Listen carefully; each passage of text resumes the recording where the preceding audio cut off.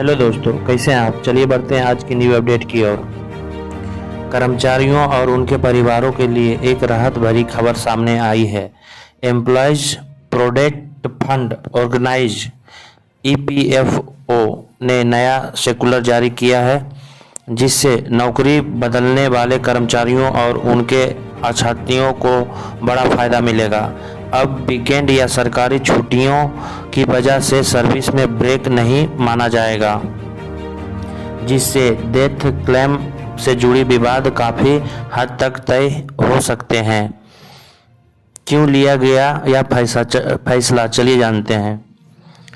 पहले कई मामलों में दो नौकरियों के बीच वीकेंड या छुट्टियों के कारण कर्मचारी की सर्विस को टूटा हुआ माना जाता था, जिससे उनके परिवार को बीमा और पेंशन से जुड़े फायदे नहीं मिल पाते थे।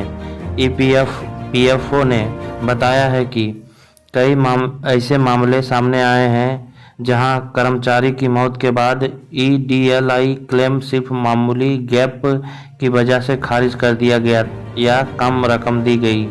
इस बड़ी गड़बड़ी को ख़त्म करने के लिए नया सर्कुलर जारी किया गया है। लगातार सर्विस की नई परिभाषा। अब यदि किसी कर्मचारी की एक नौकरी खत्म होने और दूसरी नौकरी शुरू होने के बीच केवल weekly of national holiday, graduate holiday, state holiday या रजिस्टर्ड हॉलीडे आते हैं, तो इसे लगातार सर्विस माना जाएगा।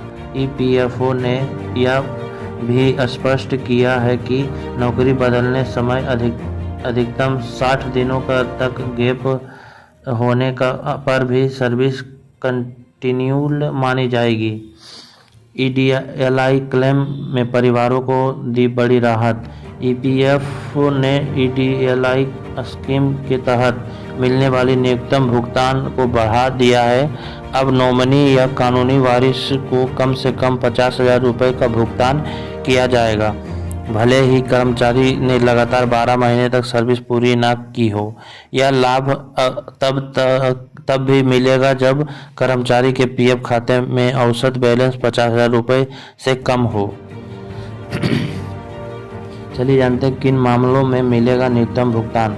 नया नियम उन मामलों पर भी लागू होगा जहां कर्मचारी की मौत और आखिरी PF योगदान के 6 महीने के अंदर होती है, बशर्ते वह नियुक्त के रिकॉर्ड में दर्ज हो। इसका मतलब यह है कि अब परिवार को बीमा क्लेम के लिए लंबी कानूनी प्रक्रिया या विवाद का सामना नहीं करना पड़ेगा।